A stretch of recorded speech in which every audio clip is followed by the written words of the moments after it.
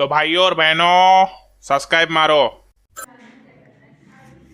Hello students, जैसे कि मैं आपसे कहा था कि मैं एक नई वीडियो के साथ आपसे आज मिलूँगा और वो नई वीडियो है साधन आय के कौन कौन से घटक हैं।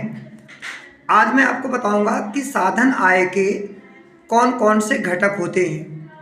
साधन आय के निम्न घटक हैं तीन: कर्मचारियों का पारिश्रमिक, परिचालन अधिशेष और मिश्रित आय। सबसे पहले मैं आपको ये बताऊं कि साधन आय है क्या। एक देश की घरेलू सीमा के अंतर्गत अर्जित साधन आय का योग घरेलू आय कहलाता है।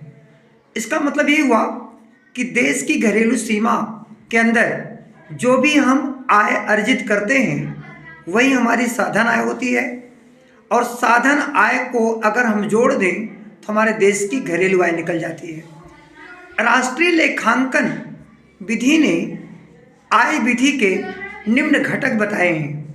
पहला घटक है कर्मचारियों का पारिश्रमिक, कंपनसेशन ऑफ एम्प्लॉइज। कर्मचारियों के पारिश्रमिक का मतलब क्या होता है? एक देश का जो निवासी उत्पादक है, जिसको आप मालिक कहते हो, वो अपने कर्मचारियों को अनेक प्रकार की सुविधाएं प्रदान करता है और नकद मजदूरी तथा वेतन भी देता है। जैसे कि मैंने बताया है कि कर्मचारियों के पारिश्रमिक से अभिप्राय मालिकों द्वारा कर्मचारियों को उनकी उत्पादक सेवाओं के लिए भुगतान की गई राशि से है। क्या मतलब हुआ कि मालिक अपने कर्मचारी को अन्य प्रकार के भुगतान करते हैं, पेमेंट करते हैं, जैसे कि नकद मजदूरी देते हैं, वेतन देते हैं और इसके साथ सामाजिक सुरक्षा अंशदान भी प्रदान करते हैं। तो कर्मचारियों के पारिश्रमिक के चार संगठक होते हैं। पहला संगठक है नकद मजदूरी व वेतन। ये नकद मजदूरी वेतन का क्या मतलब होता है?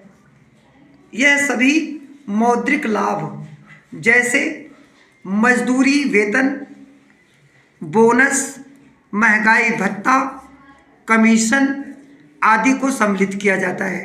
ये नकद मजदूरी में आते हैं और कर्मचारी द्वारा वहन किए गए व्यापारिक खर्चे के पुनर्भुगतान को शामिल नहीं किया जाता।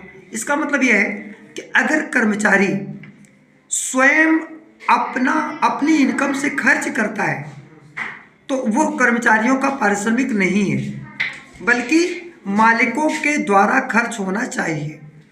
नंबर 2 है किस्म के रूप में भुगतान। इससे अभिप्राय नियोजकों द्वारा कर्मचारियों के किस्म के रूप में दिए गए लाभों जैसे मुफ्त किराया आवास से होता है। अगला नंबर मालिकों द्वारा सामाजिक सुरक्षा में योगदान। देखो, मालिक अपने कर्मचारियों को अनेक प्रकार की सुविधाएं देते हैं, जैसे रहने की सुविधा, इसके साथ में शिक्षा पर खर्च, इसके साथ में भोजन इत्यादि पर खर्च। ऐसे अनेक प्रकार की सुविधाएं प्रदान करते हैं। तो जो अनेक प्रकार की सुविधाएं देते हैं ये सामाजिक सुरक्षा अंशदान होता है। जैसे मैंने बताया है कि इसमें मालिकों द्वारा कर्मचारियों को सामाजिक सुरक्षा के लिए दिए गए योगदान को सम्मिलित किया जाता है। मालिक अपने कर्मचारी को सामाजिक सुरक्षा योगदान का मतलब यही होता है कि कर्मचारियों की सुरक्षा के लिए दिए गए पैसे, दिए गए किस्मों के रूप में योगदान को हम सम्मिलित करते हैं। जैसे भविष्य निधि है, ग्रेच्युटी फंड है, श्रम कल्याण कोष है, आदि को हम सामाजिक सुरक्षा योगदान में शामिल करते हैं। आगे सेवानिवृत्त पेंशन है। देखो, पेंशन 2 तरह की होती है। एक सेवानिवृत्त कर्मचारियों को पेंशन और एक होती है वृद्धावस्था पेंशन। तो जो वृद्धावस्था पेंशन होती है उसको कभी भी हम राष्ट्रीय आय में शामिल नहीं करते हैं, लेकिन जो सेवानिवृत्त कर्मचारियों की पेंशन है वो कर्मचारियों के पारिश्रमिक का एक भाग होता है। ये सेवानिवृत्त कर्मचारी कौन से होते हैं? वो कर्मचारी जो सरकारी पद से रिटायर हो चुके हैं या किसी भी निजी पद से रिटायर हो चुके हैं, लेकिन उनको नियोजक, मालिक या सरकार पेंशन देती है, तो वो पेंशन कर्मचारियों के पारिश्रमिक का एक हिस्सा बनता है। लेकिन वृद्धावस्था पेंशन वो पेंशन होती है जो बिना किसी सरकारी पद पर रहे हों या वो किसी बिना निजी पद पर रहे हों, सरकार उनके कल्याण के लिए जो खर्चा देती है, जो पैसा देती है, वो उनका वृद्धावस्था पेंशन होती है। इसलिए वृद्धावस्था पेंशन को कर्मचारियों के पारिश्रमिक का हिस्सा नहीं माना जाता, सेवानिवृत्त कर्मचारियों के पारिश्रमिक का हिस्सा माना जाता है। जैसे मैंने बताया है कि विशिष्ट रूप से इससे अभिप्राय वृद्धावस्था पेंशन से नहीं है, इससे अभिप्राय केवल सेवानिवृत्त पेंशन से ही है, जो नियोजकों तथा कर्मचारियों के बीच हुए सेवा अनुबंध। मतलब ये होता है नियोजक मीन्स मालिक, कर्मचारी दोनों को सेवा अनुबंध माने सेवा किए करने के बाद में जो भी उनका कॉन्ट्रैक्ट हुआ है, वो जितना पैसा प्राप्त होता है वही उनका सेवानिवृत्त पेंशन है। और इस पेंशन को हम राष्ट्रीय आय में जो है वो शामिल कर लेते हैं। साधन आय का दूसरा संगठन परिचालन अधिशेष है। सीएसओ ने कहा, सीएसओ का मतलब central statistical organisation, central statistical organisation केंद्रीय सांख्यिकी संगठन के शब्दों में संपत्ति से प्राप्त होने वाली आय और उद्यम वृत्ति से प्राप्त होने वाली आय के जोड़ को प्रचालन अधिशेष या परिचालन अधिशेष कहते हैं। संपत्ति से आय, उद्यम वृत्ति से आय। संपत्ति से आय में किराया, रॉयल्टी और ब्याज शामिल होता है। किराया और रॉयल्टी का मतलब क्या होता है? किराया राष्ट्रीय आय का भाग है जो भूमि और इमारत के स्वामित्व से उत्पन्न होता है।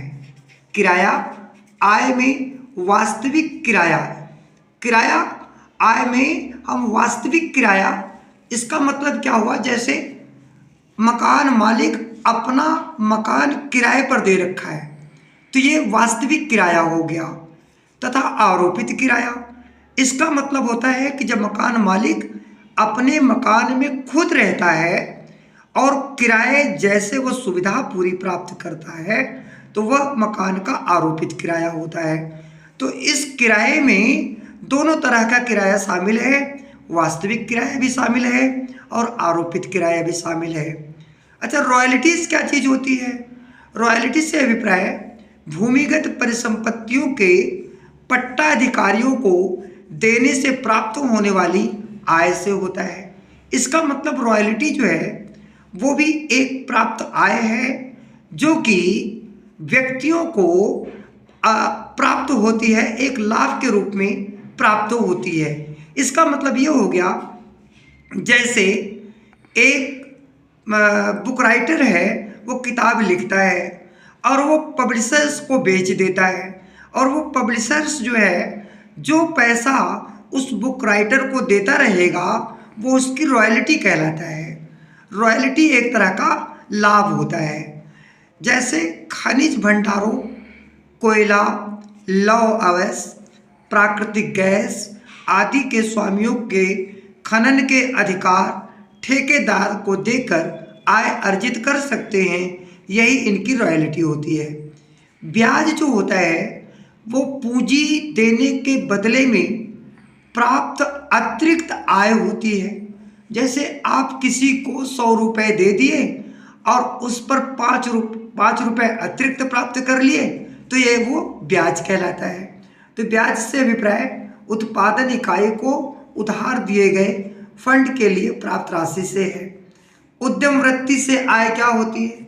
उद्यम वृत्ति से आय का मतलब ये होता है कि उद्यमी लोग जो होते हैं वो अपने कार्य में बहुत अधिक रिस्क उठाते हैं, जोखिम उठाते हैं, और इस रिस्क या जोखिम उठाने के बदले में जो आय प्राप्त करते हैं या जितनी आय प्राप्त करते हैं यही उनकी उद्यम वृत्ति की आय या लाभ होता है।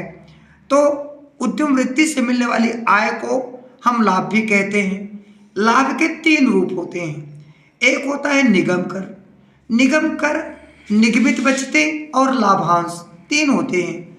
निगम कर जो है वो सरकार के द्वारा कंपनी के लाभ पर लगाया गया कर है।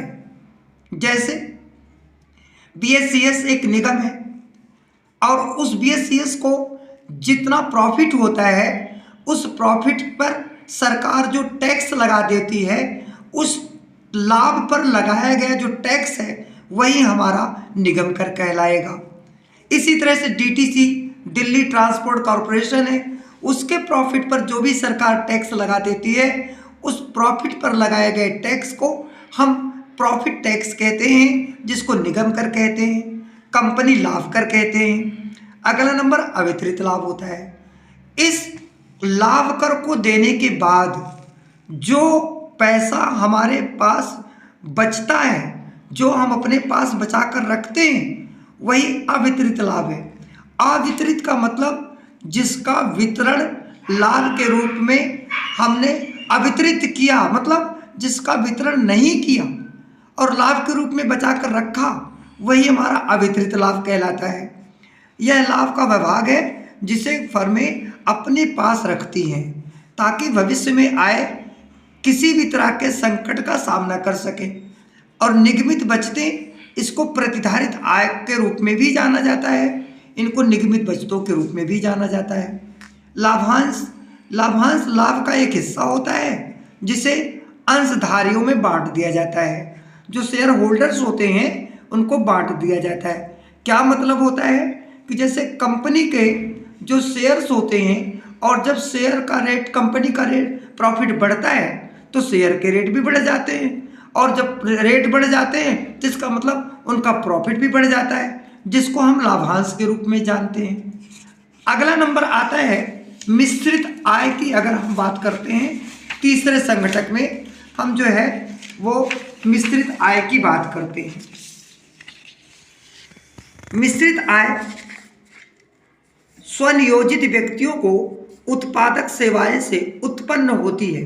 स्वनियोजित व्यक्ति जैसे एक छोटा दुकानदार है, अब वो खुद अपने वस्तु या सेवा प्रदान करता है, उसके बदले में जो भी उसको आय प्राप्त होती है वो स्वनियोजित आय कहलाती है।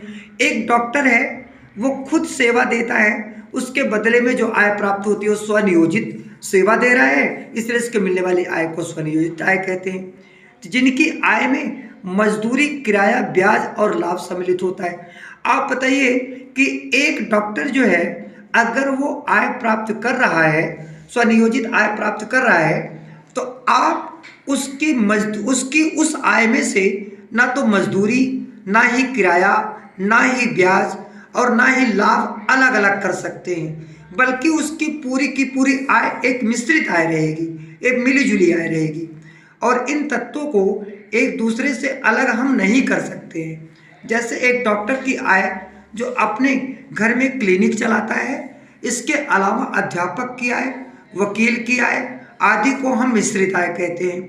जो भी छोटे दुकानदार हैं, मोची है, डॉक्टर है, वकील हैं, जो स्वयं सेवा देते हैं और आय अर्जित करते हैं, यही आय हमारी मिश्रित आय कहलाती है। आपको मैं उम्मीद करता हूँ ये वीडियो बहुत ही पसंद आई होगी।